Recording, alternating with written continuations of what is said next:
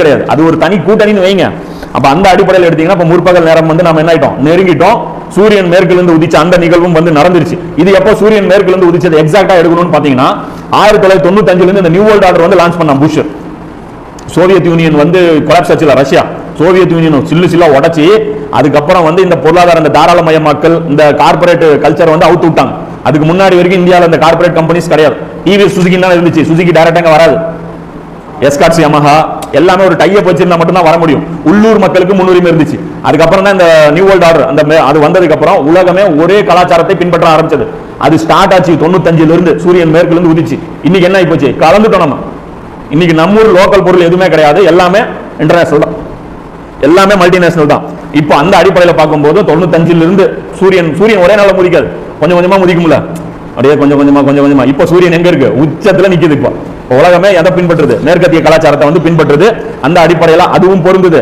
இந்த முற்பகல் நேரம்ங்கிறது இந்த 1500 வருஷம் அப்படின்னு இருக்குல்ல, இந்த 1500 வருஷம் இருக்குல்ல, அந்த 1500 வருஷமும் வந்து பொருந்தது.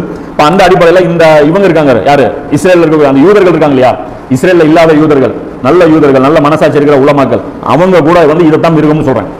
அவங்க கூட என்ன சொல்றாங்க, இதுதான் வந்து மோசமான கவர்மெண்ட், இந்த இஸ்ரேல் வந்து அநியாயம் பண்ணுது, இதோட அடக்குமுறைகள் வந்து அல்லாஹ் வந்து ஏத்துக்க மாட்டான், இவங்க செய்யற இந்த அமல்கள் ஏற்கப்படாது அப்படின்னு சொல்லி அவங்க சொல்லிட்டே இருக்காங்க. இதோட ஸ்டார்டிங் வந்து பாத்தீங்க அப்படின்னா இந்த இஸ்ரேல் வந்து இந்த பவர் ஷிஃப்டிங் நடக்குது இல்ல, இந்த பவர் ஷிஃப்டிங் வந்து எப்போ பாத்தீங்கன்னா 2001 அந்த 9/11 தாக்குதல் நடந்தது, அமெரிக்காவுடைய அந்த ட்வின் டவர் தாக்கப்பட்டதுல இருந்து அதுவே ஸ்டார்டிங் பாயிண்ட், டர்னிங் பாயிண்ட். அது இந்த உலக மனித குல வரலாற்றுல ஒரு மிகப்பெரிய டர்னிங் பாயிண்ட். அது வரைக்கும் சூப்பர் பவரா இருந்த அமெரிக்காவை அதை வீழ்த்தி அந்த இடத்தை இஸ்ரேல் ஆக்கிரமிப்பதற்காக கொஞ்சம் கொஞ்சமா மூவ் பண்ண போறான் அப்படிங்கிறது ஒரு சிம்பாலிக்கான ஒரு அடையாளம். அதை சார்ந்த நிறைய நிகழ்வுகள் நடந்தது. இப்ப இதுல இது வரைக்குமான விஷயம் அந்த தாபத்துல் அர்துங்கிற இந்த கொடூரமான இந்த ஆட்சியை தான் குறிக்கும். சில பலவீனமான செய்திகள் கிடைக்குது, அதுவும் இதை சப்போர்ட் பண்ணுது. சில பலவீனமான செய்தி கிடைக்குது, மேற்கொண்டு இது போன சாதாரணம், இது வரைக்கும் காமிச்சது தான் ஆதாரம். தாபத்துல் அர்துங்கிறது அந்த இஸ்ரேல்ல வரக்கூடிய அந்த பிராணி, அந்த கொடூரமான அந்த சர்வாதிகார ஆட்சிங்கிறது இது வரைக்கும் காட்டின அந்த ஆதாரங்களை கொண்டே நம்ம வந்து நிறுவுறோம். இது வந்து எக்ஸ்ட்ரா காட்டுற ஆதாரம். இதை வந்து வீக் பண்ணாலோ இது இல்ல நான் ஏத்துக்கிட்டாலோ ஒரு பிரச்சனையும் கிடையாது. அந்த விஷயங்களை பொறுத்த வரைக்கும் முன்னாடி நம்ம பட்டியல் போட்ட விஷயத்தை பொறுத்த வரைக்கும் அது அப்படியே நிற்கும். இது என்ன ஹதீஸ்கள்னு பாத்தீங்கன்னா ஒரு பலவீனமான ஹதீஸ். ஹாக்கிம்ல 8494, முஸ்னத் அஹமதுல 7924. பிராணி வெளிப்படும் போது தன்னுடன் மூசா நபியுடைய கைத்தடியையும் சுலைமான் நபியுடைய முத்திரையையும் வைத்திருக்கும். காபிர்களின் மூக்கில் அடையாளம் போடும், மூமின்களுடைய மூக்கில் அடையாள கைத்தடி மூலம் பிரகாசிக்க செய்யும். ஒரு உணவு மேசையில் மக்கள் அமரும் போது மக்கள் அடையாளம் கண்டு கொள்வார்கள். மூமின்களை பார்த்து மூமின்களை அப்படின்னு சொல்லி கூப்பிடுவாங்க, காபிர்களை பார்த்து காபிர்களைன்னு கூப்பிடுவாங்க அப்படின்னு சொல்லி சொல்லுவாங்க. அப்ப இவங்க வந்தாங்கன்னா ரெண்டா பிரிஞ்சுவாங்க மக்கள், மூமின்களையும் காபிர்களையும் தெளிவா சொல்லுவாங்க அப்படின்னு சொல்லி சொல்றாங்க. அப்ப மூசா நபியுடைய கைத்தடியும் இது வச்சிருக்கும். மூசா நபியுடைய கைத்தடியும் இந்த பிராணி கிட்ட இருக்கும், சுலைமான் நபியுடைய முத்திரையும் அந்த பிராணி கிட்ட இருக்கும் அப்படின்னு சொல்லி சொல்றாங்க. அப்ப இந்த ரெண்டு பொருள் வந்து இந்த பிராணி வச்சிருக்குன்னு சொல்றாங்க இல்லையா, அந்த பொருளை பொறுத்த வரைக்கும் பாத்தீங்கன்னா சில தகவல் வந்து கிடைக்குது. இந்த மூசா நபியுடைய கைத்தடியும் இந்த பிராணியோட இந்த இதுவும் பாத்தீங்கன்னா இது என்னன்னு பாத்தீங்கன்னா இது வந்து இந்த தாபூத்துன்னு சொல்லிட்டு அல்லாஹ் வந்து கொடுத்திருந்தான் தெரியுமா, பனி இஸ்ராயேல் கிட்ட ஒரு பெட்டி ஒன்று இருந்தது. அது பக்ரால பாத்தீங்கன்னா 2வது அத்தியாயத்துல 248வது வசனத்துல வரும், உங்களுக்கு ஒரு தாபூத் பேழை திரும்ப கிடைத்து விடுவதாகும். ஜாலுத்தா எல்லாம் நியமிச்சிருவான். அந்த பனி இஸ்ராயேல் வந்து கேட்பாங்க இவங்களை வந்து எதுக்காக நியமிச்சோம், அது ஒரு அடையாளத்தை வந்து மலக்குகள் சுமந்து கொண்டாந்து கொடுப்பாங்க. ஒரு பெட்டி அது அப்படின்னு சொல்லி சொல்லுவாங்க. அதுல என்ன இருந்ததுன்னு பாத்தீங்கன்னா அது சொல்லும் போது என்ன சொல்றான், திரும்ப கிடைக்குங்கிறான்.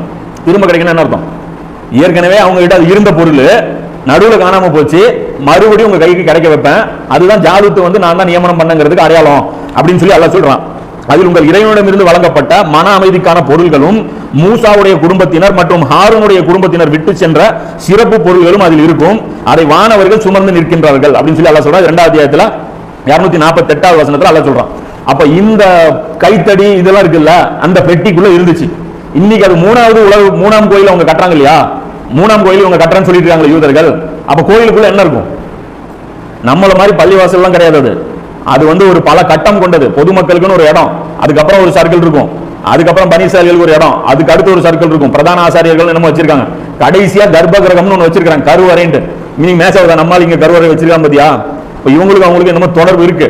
அப்ப கருவறைன்னு வச்சிருக்கான், அதுக்குள்ள எல்லாரும் போக முடியாது, ஒரு குறிப்பிட்ட ஜாதி மட்டும் தான் அவங்களே போக முடியும், அது எல்லாரும் அனுபவிச்சிருந்தாது.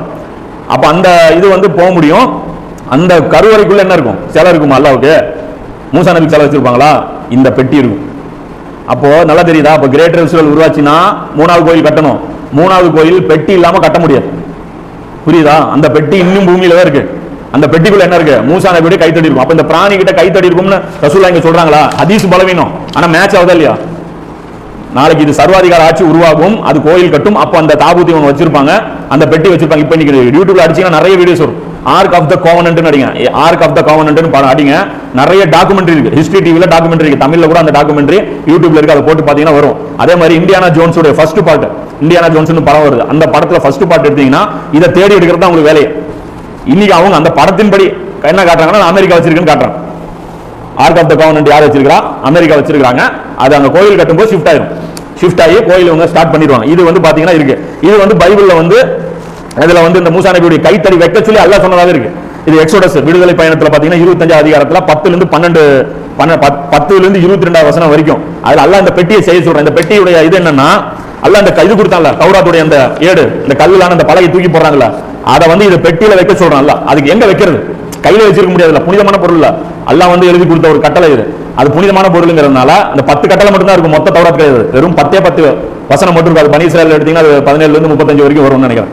அப்ப அந்த 10 வசனங்கள் மட்டும் அதுல எழுதப்பட்டிருக்கும். அது அல்லாஹ் ஃபர்ஸ்ட் குர்ஆன் இப்படி படிப்படியா தான் இறங்கிச்சு, தௌராத்தும் அந்த மாதிரி தான் படிப்படியா தான் சில இறங்கி இருக்கு. அப்ப அந்த 10 கட்டளைகள் கொடுத்தது மட்டும் வந்து அல்லாஹ் கொடுத்திருக்கான். அதுல இன்னும் என்னென்ன வச்சிருக்காங்க? விடுதலை பயணத்திலே பாத்தீங்கன்னா அந்த 16வது அதிகாரத்துல 33, 34ல பாத்தீங்கன்னா மண்ணு செலவா அதுல வச்சிருக்காங்க. வானத்திலிருந்து மண்ணு செலவா இருந்துச்சுல, அது வந்து மனித குலமே நன்றி அல்லாஹ் செலுத்தணுங்கிறதுக்காக அதை ஞாபகம் பண்ணும். அல்லாஹ் வந்து வானத்திலிருந்து ஒரு பெரிய ஒரு பாக்கியமா அல்லாத இறக்கணும்ல, அதுக்கு ஒரு பாட்டில்ல புடிச்சு வச்சிருக்காங்க.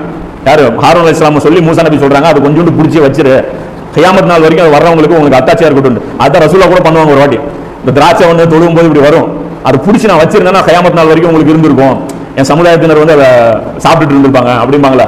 அது மாதிரி வந்து அவங்களுக்கு வந்து அல்லாஹ் அதை வச்சிருந்தோம். அதே மாதிரி மூசா நபியுடைய கைத்தடி வந்து அவரை வைக்க சொன்னான் அப்படின்னு பாத்தீங்கன்னா அந்த எண்ணிக்கைங்கிற அந்த பைபிள் பழைய ஏற்பாட்டுல 17வது அதிகாரத்துல 10வது வசனத்துல இருந்து 11வது வசனம். அதே மாதிரி யாரும் அதை வந்து போய் டச் பண்ணக்கூடாது. எது? அந்த பெட்டியை போய் டச் பண்ணீங்கன்னா செத்துருவீங்க. அதை போய் டச் பண்ணாங்க யாராவது செத்துருவாங்க. ஹாரூன் அலைஹிஸ்ஸலாம் இருக்காங்க இல்லையா, மூசா நபியுடைய சகோதரர், அவர் மட்டும்தான் அதை தொட முடியும், அல்லது அவருடைய வம்சத்தை சேர்ந்தவர் மட்டும் தான் தொடரும். எப்படி காபாவுடைய சாவி ஒரு வம்சத்துக்கிட்டு இருக்கு, அது மாதிரி இதோடைய வழிமுறையும் ஒரு வம்சத்துக்கிட்டு இருக்கு. அந்த வம்சத்துல வந்தவங்க தான் யாரு? மரியம் அலைஹிஸ்ஸலாம். அதனாலதான் அவங்க பள்ளிவாசல் இருக்காங்க. தெரியுதா? நேர்ச்சி ஏன் பண்றாங்க? ஏன் அது வேற குழந்தை அந்த பள்ளிவாசல்ல சேவை செய்ய வேண்டியது தானே? ஏன் வேற குழந்தைன்னா வேற ஃபேமிலி பண்ண முடியாது, அல்லாஹ் அப்படி ஃபிக்ஸ் பண்ணியிருந்தான். குர்ஆன்ல அது ஒத்துக்கிட்ட விஷயம் தானே. அதாவது மரியம் அலைஹிஸ்ஸலாமுடைய அம்மா வந்து நேர்ச்சை பண்ணுவாங்க, என் குழந்தைய வந்து நான் அந்த வேலைக்கு, இந்த சடங்கு செய்யற அந்த வேலைக்கு நான் விட்டுறேன் அப்படிம்பாங்க. பார்த்தா அது பெண் குழந்தையா போயிருவாங்க. ஜக்கியா அலைஹிஸ்ஸலாமும் அந்த வம்சத்தை சேர்ந்தோம். அந்த வம்சம் பெருசா இருக்கும்ல, ஹாரூன் அலைஹிஸ்ஸலாமுடைய வம்சம் பெருசாயிரும். அதனாலதான் மரியம் அலைஹிஸ்ஸலாம் சொல்லும்போது என்ன சொல்லுவாங்க? ஹாரூனின் சகோதரியம்பாங்க, ஹாரூனுடைய சகோதரியா அப்படிம்பாங்க. ஹாரூனுடைய வம்சம், ஹாரூன் அலைஹிஸ்ஸலாமுடைய வம்சத்துல அவங்க வந்தவங்க. அதுல ஒருத்தர் தான் யாரு? ஈசா நபி. அதே மாதிரி முதலாம் ராஜாக்கள் அப்படிங்கிற அந்த பழைய ஏற்பாட்டுல பாத்தீங்கன்னா 8வது அதிகாரத்துல 6 to 10 வரைக்கும் வசனத்துல என்ன இருக்குன்னா, அந்த பெட்டியை வச்சுதான் கோயில் கட்டினாங்கன்னு சுலைமான் நபின்னு இருக்கு. அல்-அக்ஸா மஸ்ஜித் கட்டும் போது அந்த தாபூத்து தான் வச்சு, அதை வணங்குறது இல்ல, அதுக்கு ஒரு புனிதமான இடம். காபா மாதிரிங்க, அது ஒரு டப்பா மாதிரி ஸ்கொயரா கட்டிக்கிறது கர்ப்பகிரகம். இப்போ நமக்கும் காபா கர்ப்பகிரகம் தானே, காபாவுக்குள்ள எவனாவது போக முடியுமா? யாரும் போக முடியாது, பொதுமக்களுக்கு வந்து பர்மிஷன் கிடையாது. அதை சுத்தி நம்ம நின்று வழிபாடு செஞ்சுக்கணும். அதே மாதிரி தான் பைத்துல் முகத்தஸ்ல இது உள்ள அந்த பெட்டி இருக்கும். நம்ம காபாவுக்குள்ள ஒண்ணுமே இல்ல, காலியா இருக்கு. ஆனா அங்க என்ன இருக்கும்? பெட்டி இருக்கும். நமக்கு இருக்கிற தாபூத் எது? வெளியே இருக்கு. எது? மக்காம இப்ராஹிம் நபியுடைய பொக்கிஷங்கள் நாம வச்சிருக்கோம், அவங்களுடைய அந்த காலடி நாம வச்சிருக்கோம். அவங்க என்ன வச்சிருக்காங்க? மூசா நபியுடைய செருப்பும் வச்சிருக்கிறதா சொல்றாங்க, கைத்தடியும் வச்சிருக்காங்க, பிளஸ் சுலைமான் நபியுடைய மோதிரம் இவங்க அதான் சீல் வச்சிருக்காங்க, அது கூடுதலா வச்சிருக்கிறதா அந்த தகவல் வந்து கிடைக்குது. இது வந்து அந்த பெட்டி அங்க இருக்கிறதுனால கிரேட்டர் இஸ்ரேல் அதுதாங்கிறதும் புரியுது. இதுதான் அந்த பிராணிங்கிறதுக்கும் லிங்க் கிடைக்குதா, ஒரு செயின் கிடைக்குதா? அப்ப இதெல்லாம் வச்சு பார்க்கும்போது ஒரு ஸ்ட்ராங் ஆகுது அப்படிங்க. இதெல்லாம் வச்சு பார்க்கும்போது இஸ்ரேல் தான் அந்த பிராணி, அந்த பிராணிங்கிறது கிரேட்டர் இஸ்ரேல் தான் குறிக்கும் அப்படின்னு இருக்கு. அதே மாதிரி அது கொடுமையான பிராணி தான், அது மனிதர்களை அடக்குமுறை செய்யற பிராணி தான்ங்கிறது பைபிள்லயும் இருக்கு. பைபிள்ல பாத்தீங்கன்னா 13வது அதிகாரம் வெளிப்படுத்தின சுவிசேஷம், இது வந்து பாத்தீங்கன்னா புதிய ஏற்பாட்டுல வெளிப்படுத்தின சுவிசேஷம் 11 ல இருந்து 18. இது பாத்தீங்கன்னா ரொம்ப இம்பார்ட்டன்டான ஒரு சாப்டர். நம்மளுடைய கிதாபுல் ஃபிதன் மாதிரி ஹதீஸ்ல கிதாபுல் ஃபிதன் இருக்கும்ல, குழப்பங்கள் மறுமை நாளுடைய முன்னறிவிப்புகள், அது வெளிப்படுத்தின சுவிசேஷம்னு பைபிள் இருக்கும். அதை படிச்சு பாத்தீங்கன்னா ஃபுல்லாவே என்ன இருக்கும்னா, இந்த ஃபித்னாக்கள், அந்த இறுதி கால அந்த முன்னறிவிப்புகள், இது மாதிரியான வசனங்கள் மட்டுமே தான் இருக்கும். இதுல வந்து பிராணி பத்தி வருது. இதுல இந்த மார்க் ஆஃப் த பீஸ்ட் வருது. அவங்க ரொம்ப பாப்புலர் கிறிஸ்தவ உலகத்துல பாத்தீங்கன்னா இவங்க ரொம்ப பாப்புலர். அதுல என்ன இருக்குன்னா, பின்னர் மண்ணிலிருந்து ஒரு விலங்கு வெளியே வர கண்டேன். அங்கும் பாரு தாபத்துல அறுதுதான், மண்ணிலிருந்து, மண்ணில்னா பூமி, பூமியிலிருந்து ஒரு விலங்கு. அப்ப அங்க மண்ணுக்கு என்ன டெஃபினேஷன் கொடுக்குறாங்கன்னா, இஸ்ரேல தான் சொல்றாங்க, ஜெருசலத்தை தான் அவங்களுக்கு சொல்றாங்க. அது அரக்க பாம்பு போன்று பேசியது, நல்லதா கிடையாது, அரக்கனை போன்று அது பேசியது. அதுவும் பாரு பேசும் விலங்கு இருக்கு பாரு, அத்தாச்சி பேசும். சிறியவர் பெரியவர், செல்வந்தர் ஏழை, சுதந்திரமானவர் அடிமையானவர் ஆகிய அனைவரும் மீதும் அவரவர் வலது கையிலோ அல்லது நெற்றியிலோ குறி ஒன்றை அது இட்டுக் கொள்ளுமாறு செய்யும். இவ்வாறு அவ்விலங்கின் பெயரையோ அல்லது அந்த பெயருக்கு பொருத்தமான எண்ணையோ குறியாக போட்டுக் கொள்ளாத எவராலும் விற்கவோ வாங்கவோ முடியவில்லை. அந்த அச்சு போடாத யாருக்கிட்டையும் யாருனாலையும் விற்கவும் முடியல, வாங்கவும் முடியல. அதே ஹதீஸ் அப்படியே உண்மைப்படுத்துதா? ரசூலுல்லாஹ் சொன்ன மாதிரியே இருக்கு பாரு அந்த ஹதீஸ். அந்த பிராணி வரும், முத்திரை வைக்கும், அந்த முத்திரை இல்லைன்னா வாங்கவும் முடியாது, விற்கவும் முடியாது. 13ஆவது அதிகாரத்துல வெளிப்படுத்தின சுவிசேஷம் 11 இருந்து 18 வரைக்கும் அது ஃபுல்லாவே படிச்சு பாருங்க. அது வெளிப்படுத்தின சுவிசேஷம் எடுத்து ஃபுல்லாவே படிச்சு பாருங்க. ஈசா நபி எப்போ வருவாங்க, தஜ்ஜால் என்ன நடக்கும், அது அப்படியே உள்வாங்கிடக்கூடாது. நம்ம குர்ஆன் ஹதீஸுக்கு முரண் இல்லாத விஷயங்களை கூடுதல் தகவல் வேணா அதை எடுத்துக்கலாம். ஆனா குர்ஆன் ஹதீஸுக்கு ஒட்ட மாதிரி இருக்கிற விஷயம் மட்டும் தான் எடுக்கணுமே தவிர மாற்றமா இருக்கிற விஷயம் வந்து நம்ம எடுத்துக்கூடாது. அதுலயே வருது என்ன வருதுன்னா, இந்த 3ஆம் உலக கோயில் கட்டுவாங்கல்ல, 3ஆம் கோயில், இந்த பிரதான ஆசிரியர் தானே உள்ள போக முடியும். ஹாரூனுடைய அந்த வம்சத்தில் இருக்கிறவங்க, ஹாரூன் நபியுடைய அந்த வம்சத்தில் இருக்கிறவங்க தானே அந்த கோயிலுக்கு போய் சேவை செய்ய முடியும். இந்த கர்ப்ப கிரகத்துக்குள்ள போறது. அதுல என்ன குறிப்பிட்டிருக்குன்னா, இந்த 11ஆவது அதிகாரத்துல இயேசு தான் அந்த கடைசி ஆசாரியாரா இருப்பாரு. பூசாரியா யார் இருப்பாங்க? இயேசு. இயேசு யாரு? மரியம் அலைஹிஸ்ஸலாமுடைய வம்சம். மரியம் அலைஹிஸ்ஸலாம் யாரு? இல்ல, மரியம் அலைஹிஸ்ஸலாமுடைய அம்மா யாரு? அவங்க தானே அவங்க நேர்ச்சை பண்றாங்க, என் மகள் வந்து இந்த பணியோட செய்யணும்ட்டு. அப்ப அவங்களுடைய பயனா ஈசா நபி இருந்தா வாரிசுப்படி யார் அந்த கோயிலுக்கு பூசாரி? ஈசா அலைஹிஸ்ஸலாம் தான். அப்ப அந்த பைபிளையும் வருது, 3ஆம் உலக கோயில் கட்டும் போது ஈசா நபி வருவாங்க. அப்ப பிராணி மேட்ச் ஆகுது பாரு எப்படின்ட்டு, புரியுதா இல்லையா? ஈசா நபி தான் ஆசாரியார். இப்ப நாமளும் நம்புறோம்ல. இப்ப அங்க இமாம் யாரு? பைத்துல் முகத்தஸ்ல நம்ம சொல்றது. அவங்க பாட்டுக்கு அவங்க கணக்குப்படி கோயில் பூசாரி, நம்ம கணக்குப்படி மஸ்ஜித் இமாம், தலைமை இமாம். ஈசா நபி மேல அவன் இமாம். அப்ப அந்த அடிப்படையில் வைக்கும் போது எல்லாமே மேட்ச் ஆகுது. இது சொல்லிட்டு அந்த பைபிள்ல வருது வசனம் எப்படின்னா, அந்த விற்கவோ யாராலோ வாங்க முடியாது, அந்த முத்திரை இருக்கிறதுனால தான் வாங்க முடியும். அந்த முத்திரை எப்படிப்பட்டதுன்னா, ஒன்னு அந்த பிராணியோட பேரு இஸ்ரேல்னே இருக்கணும், அல்லது அதோடைய நம்பர், இந்த ரெண்டு ஏதோ ஒன்று இருக்கணும். அந்த நம்பருடைய இது என்ன அது அப்படின்னு சொல்லிட்டு இதை புரிந்து கொள்ள ஞானம் தேவை சொல்லிட்டு அந்த கோடு வேர்ட்ல பேசப்பட்டிருக்கு. இதை புரிந்து கொள்ள ஞானம் தேவை. புரிந்து கொள்ளும் ஆற்றல் உள்ளவர்கள் அந்த விலங்குக்குரிய எண்ணை கணித்து புரிந்து கொள்ளட்டும். ஆற்றல் சக்தி இருக்கிறவங்க நல்லா யோசிச்சு புரிஞ்சுங்க. அந்த எண் ஒரு ஆளை குறிக்கும், அது 666 அப்படின்னு சொல்லி அந்த இதுதான் 666 சாட்டன் போடுறேன். ஸோ அந்த அடிப்படையில் இது கூடுதல் தகவலுக்காக பைபிளுடைய சில விஷயங்கள் வந்து சொல்லிக்கும். இது எல்லாமே கூட்டி கழிச்சு பார்த்தீங்கன்னா டிஜிட்டல் கரன்சிக்காகவும் ஒற்றை அடக்குமுறையான ஒரு ஆட்சிக்காகவும் மனிதர்களை வந்து கொடுமை பண்ணி கண்ட்ரோல் பண்றதுக்காகவும். இன்னைக்கு அந்த அளவுக்கு ஆயிடுச்சு இல்லை, இன்னைக்கு அவனால ஏதோ பண்ண முடியுதா? அதாவது சொல்றேன்னா, இந்த பயான் வந்து ஒரு 2 மாசத்துக்கு முன்னாடியே 4 மாசத்துக்கு முன்னாடியே பேசினா கொஞ்சம் அசால்ட்டா அதெல்லாம் வேலையை எல்லாரையும் கண்ட்ரோல் பண்றதெல்லாம் நடக்குமா, நாங்களாம் விட்டுருவோமா அப்படின்னு சொல்லி பேசுவீங்க. இப்போ நல்லா புரியும். இப்போ நீங்க நம்ம எங்க உட்காந்துட்டு இருக்கிறோம், எப்படி உட்காந்துட்டு இருக்கிறோம். அல்லமைத்தால ஒரு இது போட்டுருப்பாரு, இந்த பரிந்தைக்கு பரியாது. இந்த பறவை ஒன்று இருக்கும், கிளி கூண்டுல போட்டு அடைச்சி வச்சிருப்பாங்க. அது இப்படி முட்டு இருக்கும். நான் விருப்பப்படி வெளியே போனேன், விருப்பப்படி வெளியே வந்தேன், இப்ப என்னை போட்டு கூண்டுல அடைச்சிட்டாங்க. அது எதை பேசுறாரு? அவர் நாட்டை பேசுறாரு. இன்னைக்கு அதுவும் சுருக்கி வீடாகி போச்சு.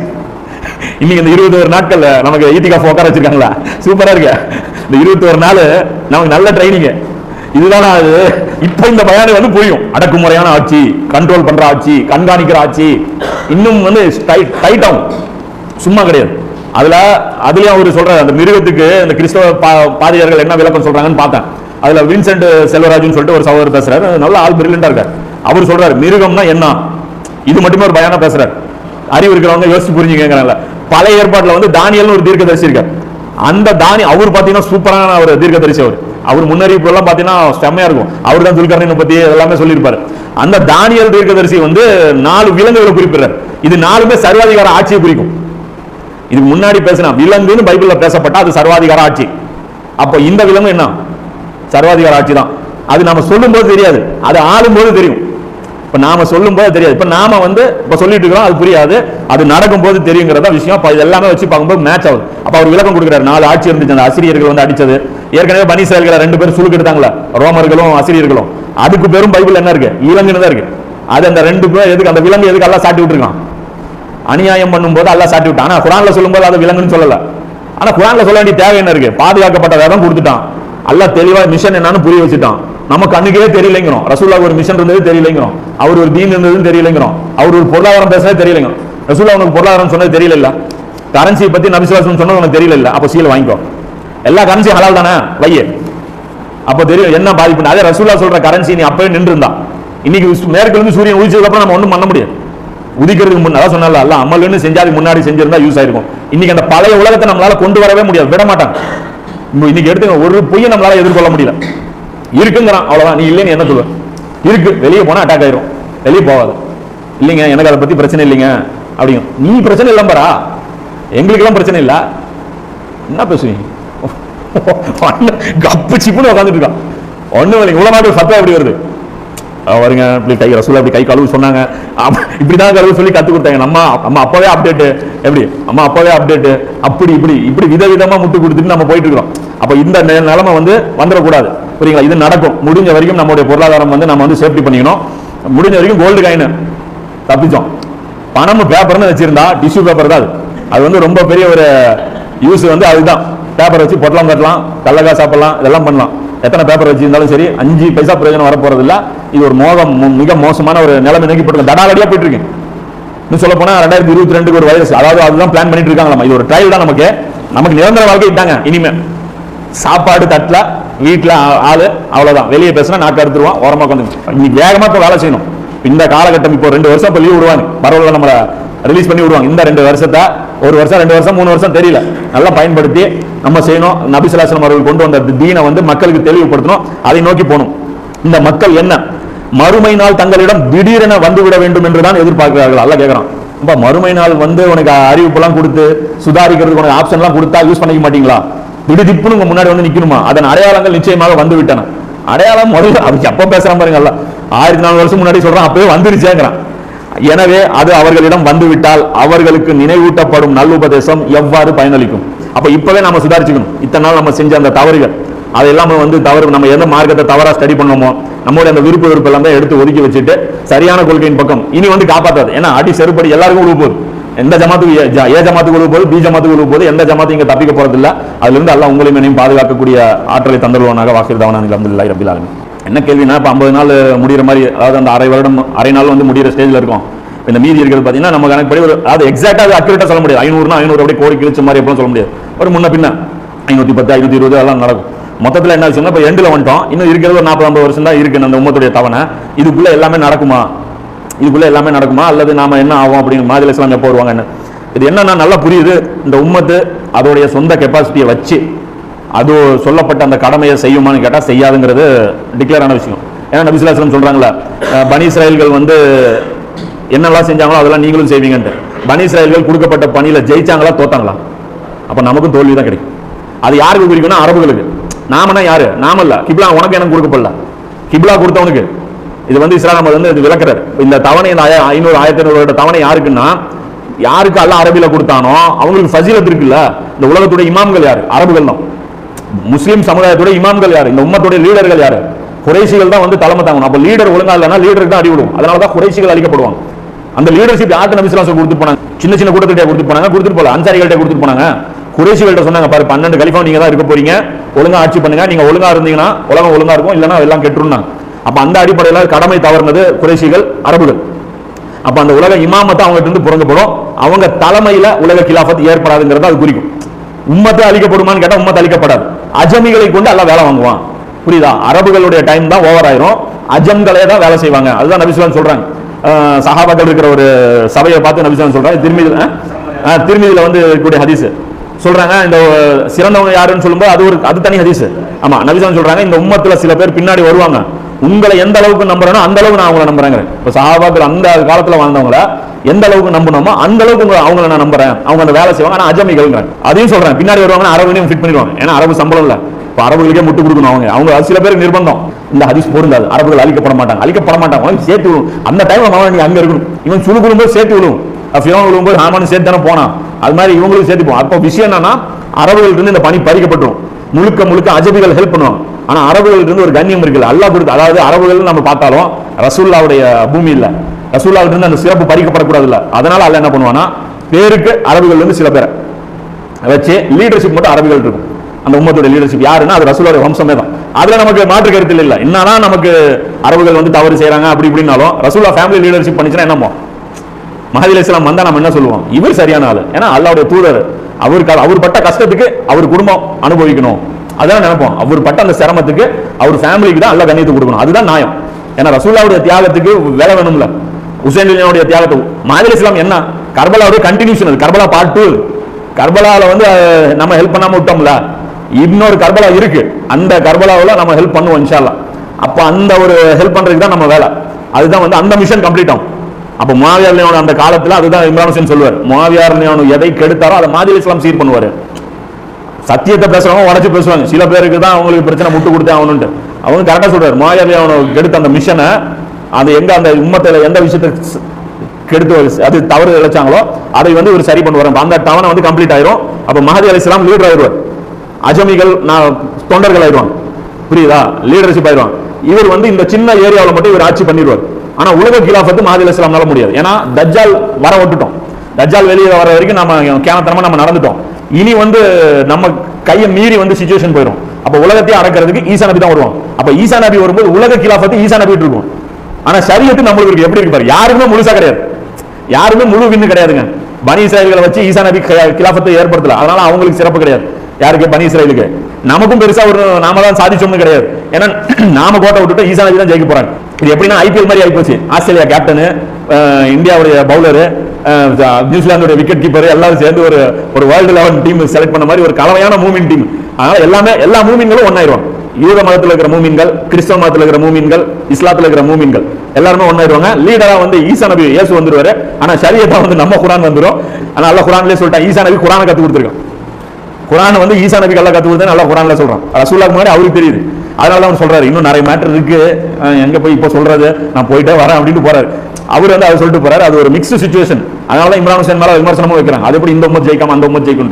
அது ஒரு பெரிய மேட்டர். அது இன்ஷால்லா அது மல்ஹமா, அப்புறம் மஹதி அலைஹிஸ்ஸலாம், தஜ்ஜால், இந்த 3 டாபிக் பெரிய டாபிக். இப்போ இந்த 3 டாபிக்குமே எடுக்கும்போது இன்ஷால்லா அது எல்லாமே கவர் ஆயிரும். மஹதி அலைஹிஸ்ஸலாம், மல்லமா, இது எல்லாமே பார்க்கணும். இனி வந்து இந்த டாபிக்ஸ் வந்து ரொம்ப ஸ்டடி பண்ணணும்.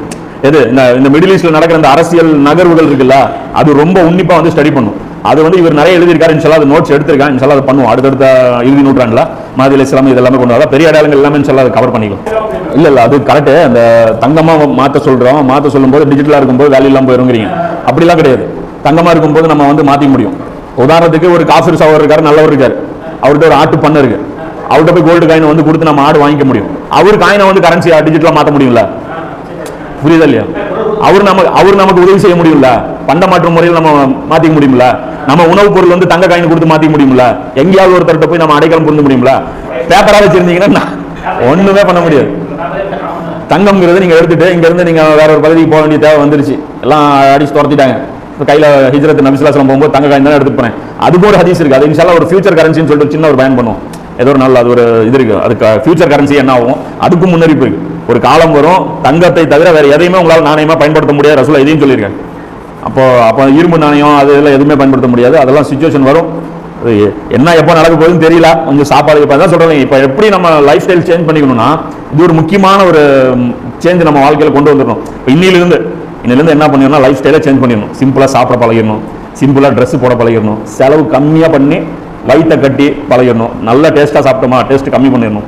இவ்வளோ 2 கிலோ கறி சாப்பிட்ட இடத்துல 1 கிலோ 1/2 கிலோ சுருக்க ஆரம்பிச்சிடணும். இல்லை எனக்கே சொல்கிறேன், எல்லாருமே சொல்கிறேன், இந்த சுகத்தை வந்து கடைப்பிடிக்க ஆரம்பிச்சிடணும். அப்போ முடிஞ்ச வரைக்கும் அந்த குரபாவா வாழ நம்ம கற்றுக்கிட்டோம்னா பிரச்சனை இல்லை. வந்தாலும் அல்லாஹ் சொல்கிறேன். அதே மாதிரி ஈமான் வந்து பில்ட் பண்ண ஆரம்பிச்சிடணும். ஈமான் வந்து கட்டமைக்க ஆரம்பிச்சிடணும். அது வந்து குர்ஆன் வந்து ரொம்ப பெரிய ஒரு டூலு. குர்ஆனோட ரொம்ப அதிகமாக டைம் ஸ்பெண்ட் பண்ணுறது, அரபியில் ஓதுறது, அது ரொம்ப ஒரு சுகூன் தரும். குர்ஆன் அரபியில் ஓதுறது இன்ஷால்லா அது எல்லாமே பண்ணணும். சுன்னத்தான நோன்புகள் வந்து அதிகப்படுத்தணும். இந்த சுன்னத்தான துவாக்கள், இந்த சின்ன சின்ன சுன்னத்துகள் இருக்குல்ல, அது எல்லாமே ஃபாலோ பண்ணும்போது நம்ம பர்சனாலிட்டி வந்து ஸ்ட்ராங் ஆயிடும். நம்மளுடைய அந்த மென்டாலிட்டி வந்து ஸ்ட்ராங் ஆயிடும். சிரமங்கள் வரும்போது பெருசாக அல்ட்டிங் பண்ணும். அதே மாதிரி பார்த்தீங்கன்னா இப்போ இந்த இன்னொரு முக்கியமான ஒரு அட்வைஸும் பண்ண வேண்டியது இருக்குது. என்ன அப்படின்னா, இறுதி காலகட்டத்தில் நம்ம வந்துட்டோம். எல்லாருமே நம்ம உணர்ந்திருப்போம். தொடர்ச்சி இந்த இதை பார்த்துருப்போம். இந்த ஒரு வாரம் வந்து நமக்கு சூப்பராக வந்து கிளாஸ் எடுத்துருச்சு. இதுதாண்டா உலகம், ரியாலிட்டி வளர்ந்துட்டோம். எது வந்து எவ்வளோ பெரிய இந்த துனியாவுடைய கவர்ச்சியெல்லாம் எல்லாம் நீக்கிட்டேன். இப்போ எதுவுமே இல்லை, எதுவுமே நமக்கு வந்து பிடிக்க மாட்டேங்குது. எல்லாமே ஒரு மாதிரி ஆயிடுச்சு. எல்லாம் வந்து நம்ம கால் வந்து தட்டிடுச்சு. மிதந்துட்டு இருந்தோம் காத்துல, தட்ட வச்சிட்டோம். இனி வந்து நமக்கு வந்து சில ரசூலுல்லாஹ் வந்து சில வழிமுறைகள் சொல்றாங்களே, அதெல்லாம் ரொம்ப ஸ்ட்ரிக்டா ஃபாலோ பண்ணணும். உதாரணத்துக்கு சூரத்துல் கஹஃப், ஒவ்வொரு வெள்ளிக்கிழமையும் கஹஃப் சூரா வந்து கம்பல்சரி நம்ம ஓதணும். முழு சூரா காலையில் அல்லது மத்தியானம் டைம் கிடைக்கும் போது இல்லை நைட்டுக்குள்ள, அந்த நாளில் வந்து ஒரு நைட்டுக்குள்ள கஹஃபுடைய சூரா ஃபுல்லாக நாம கம்பல்சரி ஓதணும். ஓதுனா தான் இந்த மாதிரியான பிரச்சனைகள் அல்லாஹ்வுடைய உதவி நமக்கு கிடைக்கும். இந்த மாதிரியான பிரச்சனை இல்லை, அல்லாஹ்வுடைய உதவி கிடைக்கும். ஏன்னா நம்ம எங்கே போகிறோம், அப்போ திடீர்னு ஊரடங்கு போட்டுறோம், அப்படியே லாக் ஆயிரும். எது வேணாலும் நடக்கும். குகைவாசி நினைச்சிங்க, குகைவாசிகள் தெரியுதா? ஞாபகம் வர்றாங்க யாரு? நம்ம குகைவாசிகள் சில இளைஞர்கள் ஒதுங்கி இருக்காங்களா? அவ்வளவுதான் ஸ்டேட்டஸ். உலகமே இப்படி குகை ஆயிடுச்சாப்பா. அவன் வீடு அவனுக்கு குகை, அந்த எல்லாருக்கும் சேர்த்து ஒரு குகை இருந்துச்சு. இப்போ ஒவ்வொரு வீட்டுக்கு ஒவ்வொரு குகை முடிஞ்சிச்சு. உட்காருங்க. கஹஃப் சூரா கம்பல்சரி வரும். இந்த 10 வசனம் குறைஞ்சபட்சம் மனப்பாடம் பண்ணிக்கலாம். 10 ஸ்டார்டிங் 10 இறுதி 10 மனசுலயே மனப்பாடம் பண்ணியிருக்கணும். அது இல்லாம இது பண்ணாதான் அல்லாஹ்வுடைய உதவி கிடைக்கும். கஹஃப் சூரா அது ஓதி இருக்கும்போது அல்லாஹ் நமக்கு அந்த பொறுமையை கொடுப்பான். நம்ம மூளை வந்து ஸ்டேபிள் பண்ணுவோம். இந்த மாதிரியான பிரச்சனைகள் வரும்போது குகைவாசிகள் எப்படி முடிவெடுத்தாங்க அந்த முடிவுகள் நமக்கு எடுக்க வைப்போம். புரியுதா? அவங்க கரெக்டா பிளான் பண்றாங்களா, பிரச்சனை இருக்கு என்ன பண்ணலாம் ஐடியா பண்ணாங்களா, குகையில போய் நிக்கலாம். யார் இந்த ஐடியா கொடுத்தது? அல்லாஹ். அந்த மாதிரி நமக்கு இன்னைக்கு ஐடியா கொடுக்கணும். நமக்கு புரியல டக்குன்ட்டு. இப்போ என்ன பண்ணோம்? நீ என்ன பண்ண, விஜயமங்கலம் போயிடலாமா, ஈரோடு இருக்கலாம், யோசிச்சுமா இல்லையா? எங்கேயோ அங்க போய் லாக இருந்தா இன்னும் மோசமா இருக்கும். நானும் சேலம் போலாமா, இங்க போலாமா, அங்க போயிருந்தா இன்னும் மோசமா இருக்கும். முடிவுகள் தவறா எடுப்போம். அப்ப இதெல்லாம் தெளிவா முடிவு எடுக்கணும், ஸ்ட்ராங்கா முடிவு எடுக்கணும். நம்ம அந்த இடத்துல போல்டா நிக்கணும். எப்படி ஒரு பிரச்சனை வந்தா ஃபேஸ் பண்ணணும் அப்படின்னா அந்த தகுதியை கொடுப்பது எதுன்னு பாத்தீங்கன்னா கஹஃப் சூரா நம்ம ஓதும் போது என்ன மீனிங்னே தெரியாம நம்ம ஓதும் போது எடுத்து அது என்ன வார்த்தையா இருக்கட்டும், அது அரபியா இருக்கட்டும், ஒன்றும் பிரச்சனை. அரபியில் ஓதும். அரபி தெரியாதவங்க தமிழ்ல ஓதுங்க. முடிஞ்ச வரைக்கும் அரபியில் ஓதுங்க. அரபியில் அல்லாஹ்வுடைய வசனத்தை ஓதும் போது நம்ம உட்கார்ந்து ஓதுற அந்த பணிவை பார்த்து அல்லாஹ் நம்ம மேல இறக்கப்பட்டு நமக்கு அந்த அறிவு கண் எல்லாம் திறந்து விடும். அப்போ கஹஃப் சூரா தஜ்ஜாலுடைய ஃபித்னாவில இருந்து பாதுகாக்கணும்னு என்னன்னா அந்த நேரத்தில் அல்லாஹ் வழிகாட்டுவான்னு அர்த்தம். அதே மாதிரி வந்து பாத்தீங்கன்னா இன்னொரு முக்கியமான இதுவும் நம்ம வந்து எடுக்கணும். ஏன்னா இந்த யூதர்கள் இவங்க எல்லாம் வந்து இந்த சூனியம் வந்து நம்ம மேல வந்து செய்வாங்க. முஸ்லிம்கள் மேல வந்து பல வகையில செய்யறாங்க. இவங்க எப்படி இந்த சூனியம் செய்யறாங்கிறது அது ஒரு தனி உலகமா இருக்கு. அது நமக்கு புரிய மாட்டேங்குது. ஆனா மொத்தத்துல இவங்க சூனியம் வந்து நமக்கு செய்யறாங்க. அது வந்து நபி ஸல்லல்லாஹு அலைஹி வஸல்லம் அவர்களுக்கே கூட அந்த சூனியம் வந்து அவங்க செஞ்சு அந்த எஃபெக்ட் பண்ணாங்க. அதுக்காகவே அல்லாஹ் என்ன பண்ணான்னு பாத்தீங்கன்னா அந்த குல் ரப்பில் ஃபலக், குல் ஹுவல்லாஹு அஹத், குல் ரப்பின் நாஸ், அந்த 3 சூறாக்கள் வந்து அல்லாஹ் வந்து கிஃப்ட் கொடுக்குறான். அந்த 2 சூறா குல் ரப்பில் ஃபலக்கும் குல் ரப்பின் நாஸும் இந்த 2 சூறா வந்து அல்லாஹ் கிஃப்டா கொடுக்குறான். ஆனா நபி ஸல்லல்லாஹு அலைஹி வஸல்லம் என்ன பண்ணா 3 சூறா ஓதுறாங்க. குல் ஹுவல்லாஹு அஹத், குல் ரப்பில் ஃபலக், குல் ரப்பின் நாஸ். இதை 3 வாட்டி ஓதி கையில அப்படி ஊதி மூஞ்சில உடம்பெல்லாம் தடவிக்கணும். இது நம்மளும் செய்யணும், நம்மளுடைய குழந்தைகளும் செய்யணும். இது வந்து காலையில் ஒரு வாட்டியும் நைட் ஒரு வாட்டியும் செஞ்சோம்னா இவர்களுடைய அந்த மைண்ட் நமக்கு பிரஷர் ஏத்தான்னு தெரியுமா? கொரோனா கொரோனா கொரோனா அது இருக்கு இது இருக்கு இது இருக்குங்கிறாங்களா, இது எல்லா கருமத்தை விட இது பாதுகாக்கும். இது வந்து கேடயம். அதே பாருங்க, இந்த கேடயம் இறங்குறதுக்கு முன்னாடி நபி ஸல்லல்லாஹு அலைஹி வஸல்லம் அவர்களுக்கே கூட அது எஃபெக்ட் ஆச்சு. எது? இந்த சூனியம் எஃபெக்ட் ஆகி அது ஒரு பாதிப்பு வந்து எல்லாம் ஏற்படுத்தி அதுக்கப்புறம் இந்த கேடயத்தை எல்லாம் கொடுத்தான். அதுக்கப்புறம் ஒரு நபி தோழருக்காக ஆச்சா? புரியுதா இல்லையா? ஒரே வாட்டி தான் ஆச்சு. இது ஓதி பண்ணதுக்கு அப்புறம் அதுக்கப்புறம் முஸ்லிம்களுக்கு ஆகவே இல்லை. இவங்க என்ன ஆனாலும் சூனியம் பண்ணிக்க வேண்டியதான். இன்னைக்கு இவங்க தேர்ச்சி பெற்றாங்க, அவங்க பயங்கரமா மைண்ட் ப்ரோக்ராமிங் எல்லாம் பண்றாங்க. இதுல இருந்து வெளியே வர்றதுக்கு வழிமுறை இதுதான். அப்போ இதை ரெண்டுமே நம்ம வந்து இது ரொம்ப லேசான விஷயம். இது ரெண்டுமே ஃபாலோ பண்ணணும். டெய்லி காலையில எந்திரிச்ச உடனே குல் ஹுவல்லாஹு அஹத், குல் ரப்பில் ஃபலக், குல் ரப்பின் நாஸ் சூரா ஓதி உடம்பெல்லாம் தடவிக்கணும். நைட்டு தூங்க போகும்போது நாமளும் நம்ம ஃபேமிலிக்கும் பண்ணிக்கணும். அதே மாதிரி வாரம் ஆச்சுன்னா வெள்ளிக்கிழமை எக்காரணத்துக்கு கொண்டும் கஹஃப் சூரா ஓதுறத நம்ம விடவே கூடாது. கஹஃபுடைய ஆரம்ப 10 கடைசி 10 மனசால இது மனப்பாடம் பண்ணிக்கணும். இது வந்து நமக்கு ஒரு ஆன்டி வைரஸ் மாதிரி. இது நம்ம போட்டுக்கணும். இது போட்டோம்னா அல்லாஹ் நமக்கு வந்து ஒரு உறுதியையும் வழிகாட்டுதலையும் கொடுப்பான். இது கம்பல்சரி எல்லாருமே இன்ஷால்லா அது பண்ணணும். இது வந்து பாதுகாப்பு கேடயம் அல்லாஹ் வந்து நமக்கு கொடுத்தது. இதை பயன்படுத்துவோம் இன்ஷால்லா. இறுதி காலத்தில் இது ரொம்ப யூஸ்ஃபுல்லான மேட்டர். சரி, போதும்.